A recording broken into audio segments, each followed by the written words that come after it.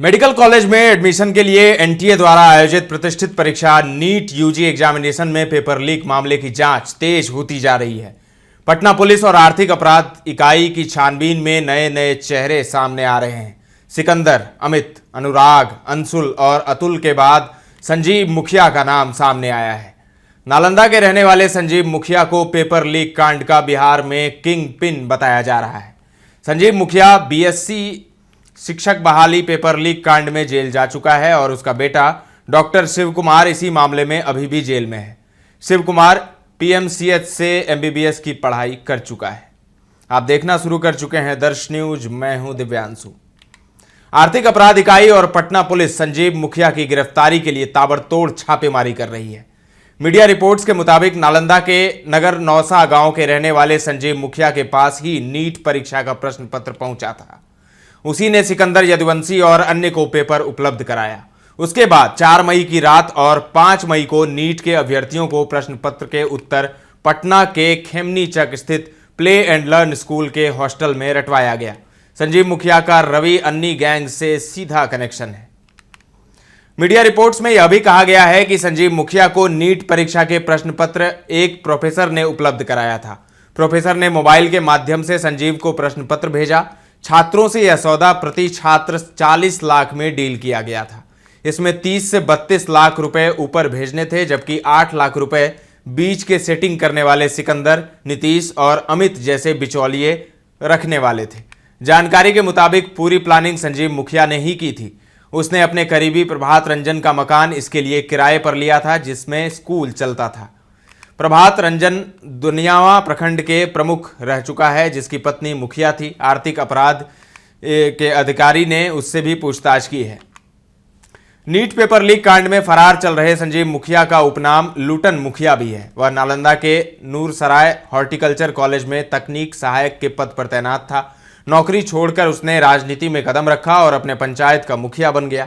2016 में सिपाही भर्ती परीक्षा में पेपर लीक में सबसे पहले उसका नाम आया। बाद में बीएससी शिक्षक भर्ती परीक्षा में पेपर लीक कांड में जेल गया। उसके गांव वालों का कहना है कि संजीव मुखिया की धीरे धीरे परीक्षाओं का पेपर लीक करवाना उसकी फैमिली बिजनेस बन गई, जिसमें उसका बेटा भी संलिप्त है। फिलहाल संजीव मुखिया का बेटा doctor Shiv BSc paper leak में जेल की सलाखों के पीछे बंद है। बिहार की आर्थिक अपराध इकाई यानी ईओयू ने नीट पेपर लीक की रिपोर्ट शिक्षा मंत्रालय को सौंप दी है।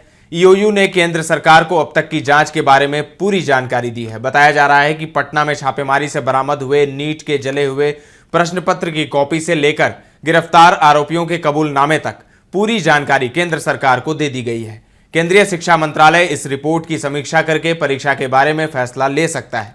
इसके अलावा केंद्रीय शिक्षा मंत्री धर्मेंद्र प्रधान ने ईओयू के एडीजी नैयर हसनैन खान को भी दिल्ली बुलाया है।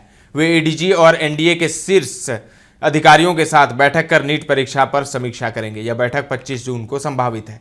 रिपोर्ट्स के मुताबिक ईओयू ने शिक्षा मंत्रालय को बताया है कि 5 मई को हुई नीट यूजी की परीक्षा से एक दिन पहले ही पेपर लीक हो गया था।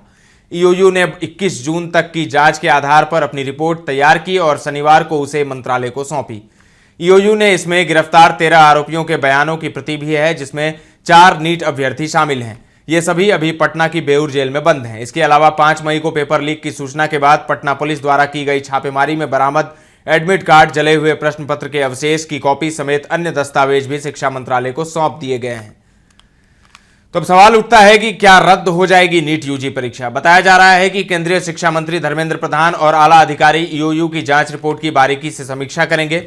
इसके बाद नीट यूजी परीक्षा को लेकर फैसला लिया जा सकता है। बता दें कि देश भर में नीट के अभ्यर्थी और विपक्षी दलों के नेता नीट परीक्षा को रद्द कर इसे फिर से आयोजित करवाने की मांग कर रहे हैं। हालांकि अभी तक शिक्षा मंत्रालय ने नीट का पेपर लीक होने की बात स्वीकार नहीं की है, मगर ईओयू की जांच से स्पष्ट है कि नीट का पेपर एग्जाम से पहले ही सॉल्वर गैंग के पास आ गया था। सेटरों ने नीट अभ्यर्थियों से 30 से 40 लाख रुपए में डील कर उन्हें पेपर रटवाए थे। ऐसे में केंद्र सरकार के सामने नीट परीक्षा को रद्द करने का दबाव बढ़ता जा रहा है। उधर बिहार पुलिस ने इस सिलसिले में झारखंड के देवघर जिले से 6 और लोगों को हिरासत में लिया है। एक अधिकारी ने यह जानकारी दी है। वहीं अगर दिल्ली चलें तो धर्मेंद्र प्रधान शिक्षा मंत्री, उन्होंने एक 7 सदस्यीय समिति का गठन किया है, जो ये समीक्षा करेगी, जो ये रिसर्च करेगी कि आगे पेपर लीक कैसे ना हो। और इस 7 सदस्यीय टीम में एक पूर्व इसरो चीफ भी शामिल है। तो देखिए क्या क्या होता है। लेकिन नीट मामले पर पूरा देश गर्म है और शिक्षा मंत्रालय से जवाब मांग रहा है। एनटीए पर सवाल उठ रहे हैं, परीक्षा को रद्द करवाने की मांग हो रही है। आज भी पटना सहित पूरे देश में व्यापक प्रदर्शन हुए हैं छात्रों के। तो अब देखिए क्या निर्णय होता है। मामला सुप्रीम कोर्ट में भी है। फिलहाल के लिए इतना ही। तमाम अपडेट्स देते रहेंगे, बने रहें दर्श न्यूज के साथ।